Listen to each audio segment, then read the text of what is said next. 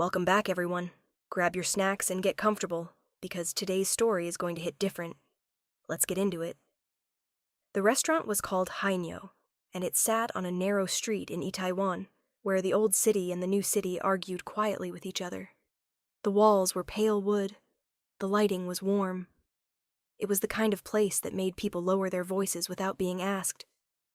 Kang Se-jin did not lower his voice. He never did. He was 34 years old, the head of the Kang Syndicate, and he had walked into rooms far more dangerous than a small fusion restaurant with paper lanterns and a handwritten menu. He owned 3 legitimate hotel chains, 2 construction companies, and the quiet loyalty of half the prosecutors in Seoul. He had cold eyes, a jaw like something cut from marble, and he wore his suit the way other men wore armor. He sat at the corner table with 2 of his men, Kim Jung-soo and Park Hyun-tak, and he had already decided he did not want to be here. The meeting was a formality. His father's old associate, Choi Byung-soo, had requested lunch. Se-jin had come out of obligation and nothing else. Obligation was one of the few things that could still move him. He picked up the menu and scanned it without reading it. A waitress appeared. She set 3 glasses of water on the table with quiet efficiency, then straightened and looked at him. He did not look back. He looked at the menu and spoke in Korean, his voice easy and flat, directed at Jung-soo as though the woman wasn't standing there. "Another place with soft prices and hard portions. Look at this. 300,000 won for sea bass." He let out a short breath. Whoever is paying her to smile like that deserves to lose their money. Jung-soo said nothing. He had worked for Se-jin for 6 years. He knew when to be furniture. Park Hyun-tak smiled at his water glass. Se-jin kept reading. Probably doesn't understand a word we're saying anyway. Foreign staff. They hire them for the aesthetic. He set the menu down and looked up for the first time. The waitress was looking at him. She was not smiling. She said in perfect, unaccented Korean, "The sea bass is caught off Jeju. The price includes the sourcing, the prep time, and the fact that our head chef trained under Lee Sun-young for 11 years. She paused. "And I understand everything." Silence. Se-jin went completely still. It was not embarrassment that stopped him. Se-jin did not embarrass easily. It was something else entirely. Something that started in his chest and moved outward like a crack in ice. He knew the voice. He had not heard it in 4 years, but he knew it. He looked at her, actually looked at her, and felt the floor shift. Her hair was pulled back. She wore a black apron over a white shirt. Her face was thinner than he remembered, but the eyes were the same. Dark brown, steady, and right now filled with a specific kind of fury that she was suppressing with remarkable discipline. "Oh," said Se-jin. It was the most useless thing he had ever said. "Are you ready to order?" said Yoon Mi-hai. Her name was Yoon Mi-hai, and she had a rule. She did not think about Kang Se-jin between the hours of 9 in the morning and 10 at night, because those were her working hours, and her working hours were for her daughter. She had kept that rule for 4 years. It had taken 6 months to make it work. She took their orders with a steady hand and walked back to the kitchen, and only when the kitchen door swung shut behind her did she grip the edge of the steel counter and breathe. Chef O looked up from his station. "You okay?" "Fine," she said. "Table 7 wants the base, the braised pork, and the mushroom salad.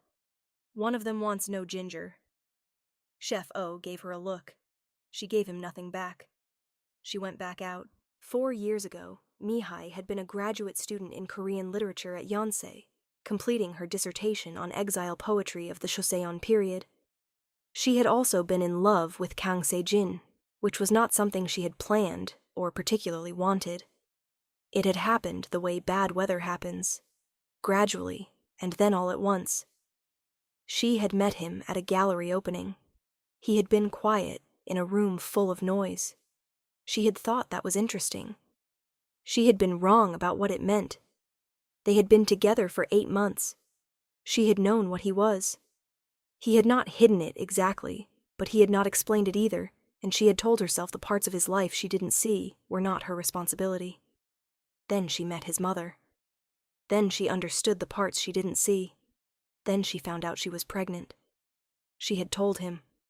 He had looked at her for a long moment, that cold, still look she now recognized as his version of feeling something. And then he had said the worst words she had ever heard. "You should go." That was all. No anger, no argument. Just a door, quietly closing. She had stared at him. "That's it?" "I can't have this," he said. "Not in my life. Not the way my life is. Seijin, I'll arrange for your tuition, anything you need to finish your program. But you should go." She had left. She had not taken the money. She had not told him about the pregnancy. He had made his position clear. A child was a complication he did not want. She would not give him the chance to say those words again. She had her daughter in a small hospital in Mapo-gu in March, during a cold rain. She named her Yoon Arya. The Yoon was intentional. Arya was 3 years old now, and she was the reason Mihai came in at 9 and left at 10 and saved every receipt. Seijin's lunch lasted 40 minutes. He did not taste the food. Choi Byung-soo talked about port logistics and a shipment that needed new documentation routes. Seijin answered when required. His eyes followed Mihai across the restaurant. He was not doing it consciously. He noticed himself doing it and could not stop. She moved with purpose. She was patient with a difficult table near the window. She remembered who had ordered what without writing it down. She carried herself like someone who did not need anything from anyone in the room. He had not thought about her this clearly in a year. He had thought about her often in the 3 years before that. Choi Byung-soo was still talking. "And we need your signature before the 15th, or the whole arrangement collapses. Seijin-si, are you listening?" "I'm listening," said Seijin. "You don't look like you're listening." "Sign it yourself. You have my proxy for anything under 50 million. Byung-soo blinked. "This is over 50 million. Seijin looked at him for the first time in 10 minutes. "Then send it to the office." He stood, dropped a black card on the table, and walked toward the service counter. Jung-soo caught up with him in 3 steps. "Sir, wait by the car." Jung-soo stopped. He had worked for Seijin for 6 years. He knew. Mihai was behind the counter, updating a table reservation. She heard him approach and did not look up. "Mihai," he said. "We're at full capacity this evening," she said. "I can put you on the wait list." "I'm not here about a reservation." "Then I can't help you." She turned a page. "Have a good afternoon, sir." "Mihai." She finally looked up. Her eyes were flat, polite, impenetrable. "I didn't know you were in Seoul," he said. "I've been in Seoul for 4 years. A beat. Are you—" he started. "I'm fine," she said. "I'm well. Thank you for lunch." She looked back at the reservation book. "The exit is through the front." He stood there for a moment. A man who ran a criminal empire, who had stared down rival bosses and corrupt officials and his own father's ghost, stood in a small restaurant on a narrow street and had absolutely nothing that worked. He left. He came back the next day. Not during service hours. He came at 8 in the morning, before the restaurant opened, and he sat on the step across the street like a man with nowhere better to be, which was, for the first time in years, true. When Mihai arrived at 8:50 with a canvas bag over her shoulder, she stopped on the sidewalk and looked at him. "No," she said. "I just want to talk." "No." 5 minutes. "No." She walked past him and unlocked the restaurant door. He followed. She turned around in the doorway. "I said no." "I know," he said. "I heard you." She stared at him. He said quietly, "I owe you an apology." Something moved in her face. She controlled it. "An apology," she repeated. "Yes. 4 years later." "Yes." "Seijin." She said his name like it was tiring her. "An apology doesn't change anything." "I know that too." She looked at him for a long moment. Then she stepped aside and let him in. They sat in the empty restaurant, 2 cups of coffee between them that she'd made quickly and without ceremony. The paper lanterns were still dark. The chairs around them were upside down on tables. "You left Yonsei," he said. "I finished my dissertation remotely. I passed." "I know. He stopped. She looked at him. "You checked." "Once, 2 years ago. I wanted to know you were okay." She wrapped both hands around her cup. "You could have asked. You made it clear you didn't want contact." "You made it clear before I did," she said. Silence. "You said I should go," she said. Her voice was even. "You were very calm about it. That's the part I remember most. How calm you were." Seijin looked at the table. "I was protecting you." "No," she said. "You were protecting your life from me." He had no answer. Because she was right. "I was afraid," he said. It cost him something to say it. She could see that. "Of what my life would do to you, to anyone near me. That was not your decision to make alone." "No," he agreed. "It wasn't." Meanwhile, at a small apartment in Mapogu, Mihei's neighbor, Mrs. Lim, was watching a 3-year-old girl eat toast. Arya was methodical about toast. She ate the crust first, all the way around, then the middle. She had been doing this since she could hold bread. Mrs. Lim had never mentioned it because she found it deeply logical. "Ani says she'll be home by 11, said Arya, without looking up from her toast. "I know," said Mrs. Lim. "Your mom told me." "She always comes home," said Arya. "She does. Even when it's raining." Arya turned her toast.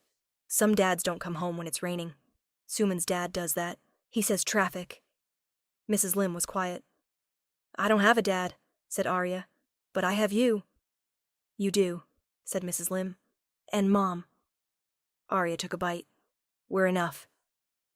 Mrs. Lim looked at this child with her dark, still eyes and her father's jaw, and felt, as she often did, that the world was both unfair and somehow specific in its cruelty. Mihei was back in the restaurant before the first server arrived. The conversation with Seijin had lasted 20 minutes. He had apologized. She had accepted it, not warmly but fully, because she was not a person who held poison and called it strength.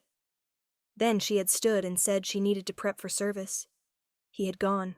She had stood at the sink for a full minute, breathing. Then she went to work. He came back 4 days later. This time he brought nothing. No excuses, no coffee.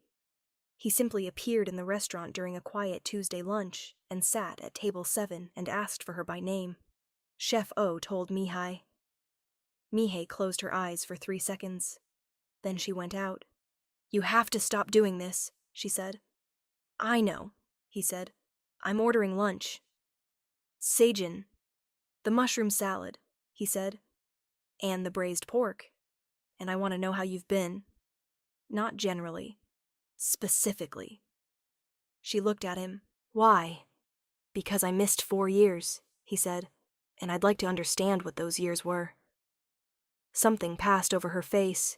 She sat down across from him. It was not protocol. It was not her table. She didn't care. "They were hard," she said simply. "The first year was very hard. I had some savings, and I worked part-time at a translation agency. My Korean Lit degree turned out to be useful for very specific things and almost nothing else. The restaurant," he said. "I started here 2 years ago, full-time. Chef O pays well, and he doesn't ask questions." She looked at the table. "I found a good rhythm." "You live alone?" A pause, just a half-second. But Seijin had spent his life reading rooms and half-seconds. "Yes," she said. His eyes moved to her face. She looked back at him, steady and unreadable, and he almost asked. He almost said the word that had been forming in his chest since he walked back into Hainyo and saw her face. He didn't. "Good," he said. "I'm glad you found a rhythm." The envelope came on a Thursday. It was slid under the restaurant's back door during the 7 o'clock rush, when the kitchen was loud enough that no one heard anything. Mihai found it when she went to bring in a produce delivery that had arrived late. Plain white envelope, her name on the front. No sender. Inside, a photograph. It was a photograph of her and Arya, taken outside Arya's daycare center. Yesterday.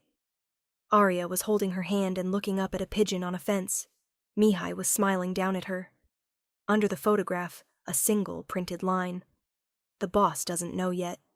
Keep it that way, or the girl becomes leverage. Mihai's hands did not shake. She stood in the back hallway for a long time, looking at the photograph. Then she put it in her apron pocket and went back to work. She called him that night. She did not know why she called him. She told herself it was because whoever had sent the envelope knew who Seijin was, and Seijin needed to know there was a threat that used his name. She called herself a liar. She called him anyway. He answered on the first ring. "Mihai." "There's something you need to know," she said. A pause. "Are you hurt?" "No, but I need to—" She stopped. She sat on the edge of her bed. Arya was asleep in the next room. She could hear the soft sound of the small humidifier they ran in winter. "I need to tell you something I should have told you a long time ago." Silence on his end. She said, "I have a daughter." She heard him breathe. "She's 3 years old," Mihai said. "Her name is Arya. She's yours." He came to the apartment at midnight. He knocked once, quietly. She opened the door. He stood in the hallway in a dark coat, and he looked like a man who had just run at full speed and hit a wall. She let him in. The apartment was small and warm. There were crayon drawings on the refrigerator, small shoes by the door, a pink fleece jacket on the hook that was shaped like a bear. Seijin stood in the middle of the small living room and looked at these things. "She's asleep," Mihai said. He nodded. "I found this under the back door of the restaurant tonight." She handed him the envelope. He looked at the photograph. He looked at his daughter's face for the first time. Then he read the note. His jaw tightened. He set the envelope on the table very carefully, the way he set things down when he wanted to throw them. "Who knows?" he said quietly. "I don't know. I've been careful." "You should have told me," he said. His voice was not angry. It was wrecked. "You told me to go," she said. "I didn't know." "I know you didn't know. I didn't tell you." She looked at him. "I was afraid of exactly this. That she would become leverage. That your world would reach into mine and use her." Her voice stayed level. "I was trying to protect her. By keeping her from me." "Yes." He said nothing. "I'm not apologizing for it," she said. "I made the best decision I could with what I had." "I know," he said. And he meant it. She could hear it. Silence. Then a sound. Small feet on the hallway floor. They both turned. Arya stood in the doorway in pajamas with small rabbits on them, her hair flat on one side from sleeping. She looked at Seijin with her dark, unblinking eyes, his eyes exactly in her small face. And she said, "Who are you?" Seijin dropped to one knee. He didn't think about it.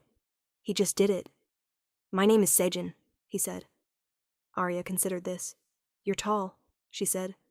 "Yes." "Mom is not tall." She looked at Mihai. "He's not a stranger?" "He's not a stranger," Mihai said carefully. Arya looked back at Seijin. "Are you the dad?" The word hit him like a physical thing. He stayed very still. "Yes," he said. "I am." Arya thought about this for a moment with the calm seriousness of a 3-year-old processing important information. "Okay," she said. Then she turned around and padded back to her room. "Good night, tall man." Seijin stayed on one knee for a moment after she was gone. Mihai thought she saw something cross his face that she had never seen there before. He stood up.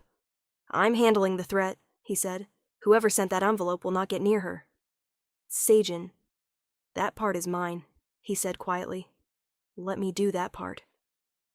If you're feeling this story as much as we are, please hit that like button and subscribe. We make these stories every week, and we don't want you to miss what's coming next. Because trust me, it's about to get intense. The source of the envelope turned out to be a man named Do Chang-sik. Jungsu found this out within 48 hours through channels Mihai preferred not to know about. Do Changsik was a former low-level lieutenant in the Kang Syndicate, dismissed 2 years ago for skimming collections. He had been building a small operation in Yongsan and had learned about Mihai through a mutual contact. His plan was clumsy: photograph the child, threaten the mother, use her to get access to Seijin, extort something he could sell to the rival Shin family. He had miscalculated Seijin's response. He had assumed Seijin would treat the woman and child as distant liabilities. He had not anticipated that Seijin would sit in a small apartment and watch a 3-year-old girl sleep for 20 minutes and come out of the experience a different person.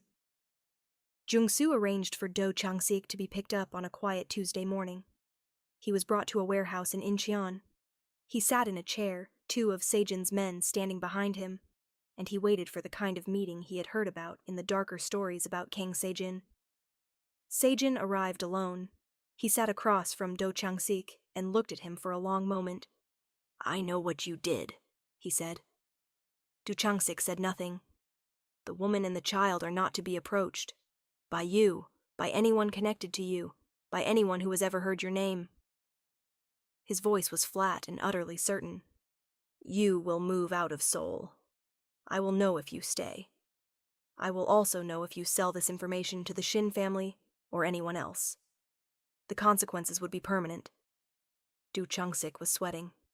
"Not if you understand," Seijin said. He nodded. "Good." Seijin stood. "You're going home now." Du Changsik blinked. Don't test my patience by looking surprised." Seijin walked to the door. "You go home. You move. You forget this. We're done." He left. Young-soo caught up with him in the parking lot. "Sir, are you sure? He could still—" "He's nobody," Seijin said. "Punishing him further serves nothing except my temper." He opened the car door. "Post someone to watch Mihai's building for 30 days. Then it's done." Jung-soo watched him get into the car with a look that, for Jung-soo, was practically a standing ovation. 2 weeks passed. Seijin came to the restaurant on a Saturday, not as a customer. He came to help close. Mihai had not asked him to.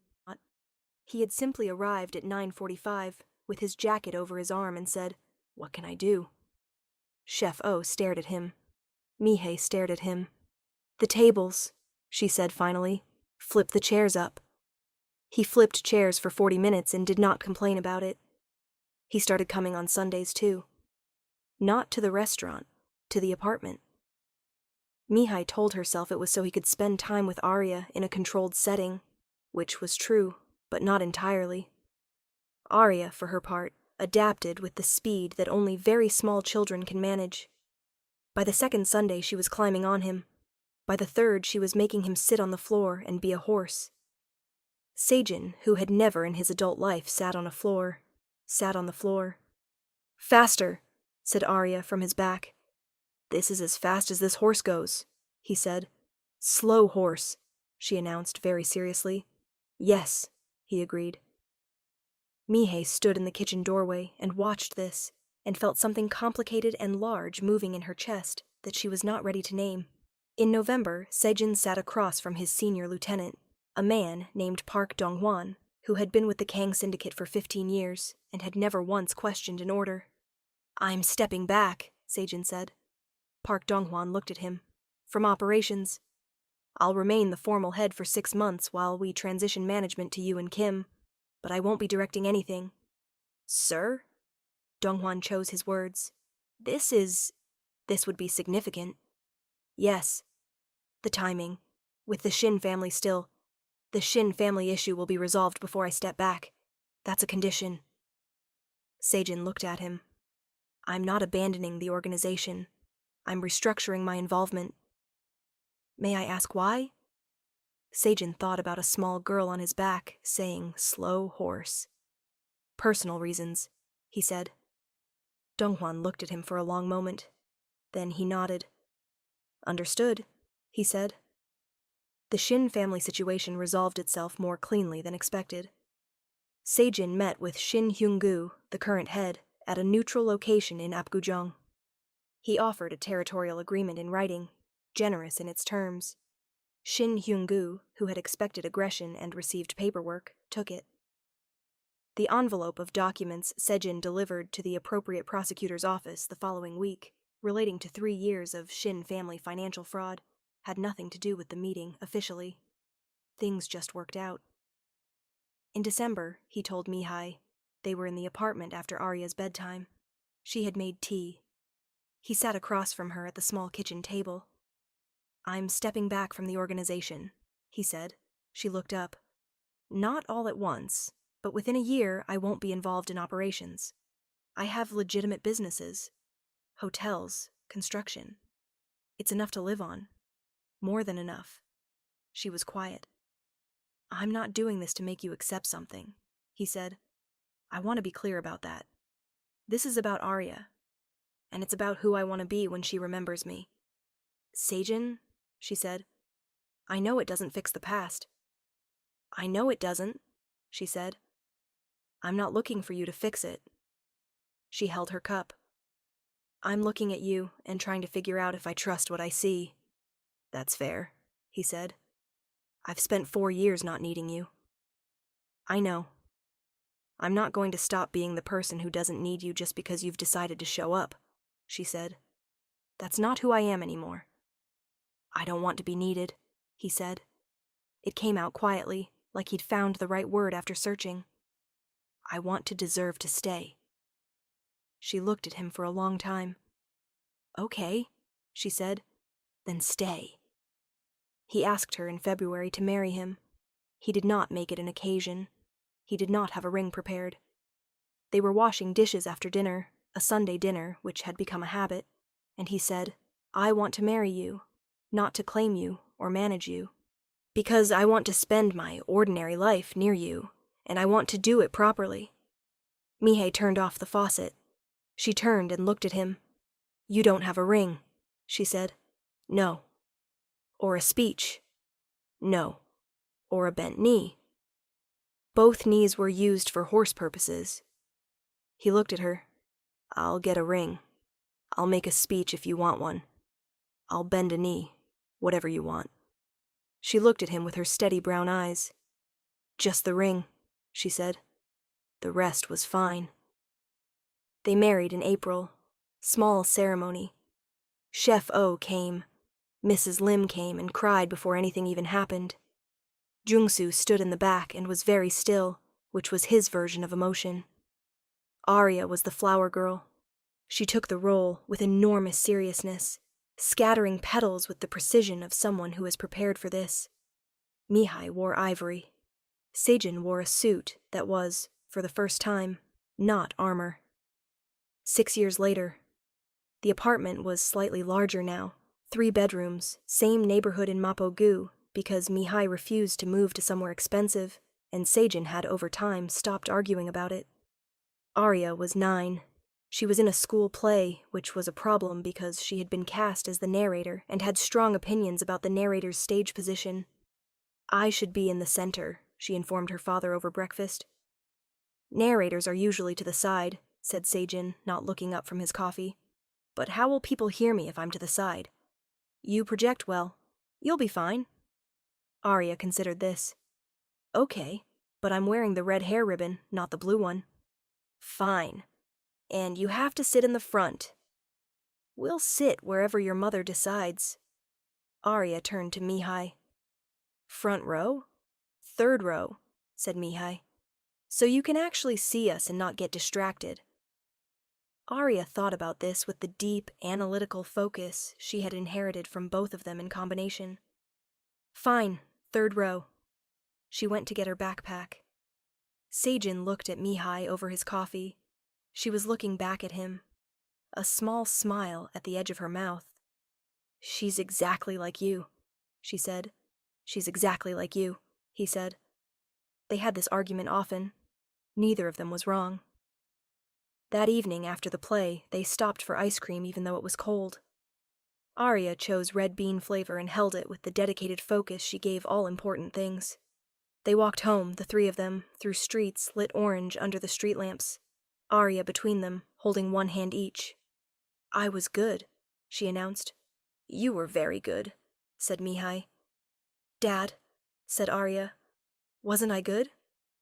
Seijin looked down at her, at this small, serious person with his eyes, and her mother's stubbornness, and her own entire self that had nothing to do with either of them. "You were the best one," he said. "I know," she said, "but it's nice when you say it." He laughed, actually laughed, the kind that came without warning and left him surprised at himself. Mihai glanced at him. She thought about a cold restaurant, a man who didn't lower his voice, a girl who answered back in perfect Korean. She thought, that moment. That's where it changed. Arya finished her ice cream and held up the empty cone. "This part is yours," she told Seijin. "I don't like the tip." He took the cone tip and ate it without question. Mihai looked at this man, who had once run a criminal empire, who had stared down men with guns, who had signed documents that moved millions, eating the unwanted tip of a child's ice cream cone on a cold November sidewalk. She thought, this is what mercy looks like in the end. Not the dramatic moment. This. She was right. The dramatic moment had already happened months ago in a quiet meeting in Apgujeong, in a warehouse in Incheon, in a kitchen where a man said, "Let me do that part," and meant it. What was left was this. The ordinary life.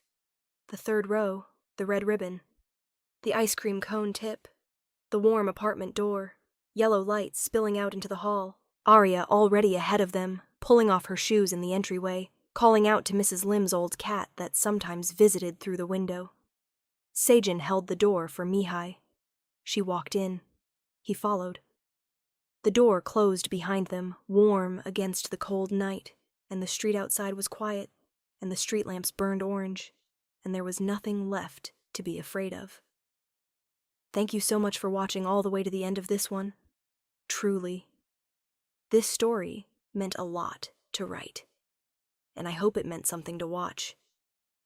I want to ask you something in the comments. What was the moment that got you? Was it Arya saying we're enough before she even knew him? Was it Seijin on his knees in the hallway? Was it the ice cream cone? Tell me below, because I genuinely want to know. If you haven't subscribed yet, please do. It takes 1 second, and it means we can keep making these stories for you every week. Likes help more than you know, and we'll see you in the next one.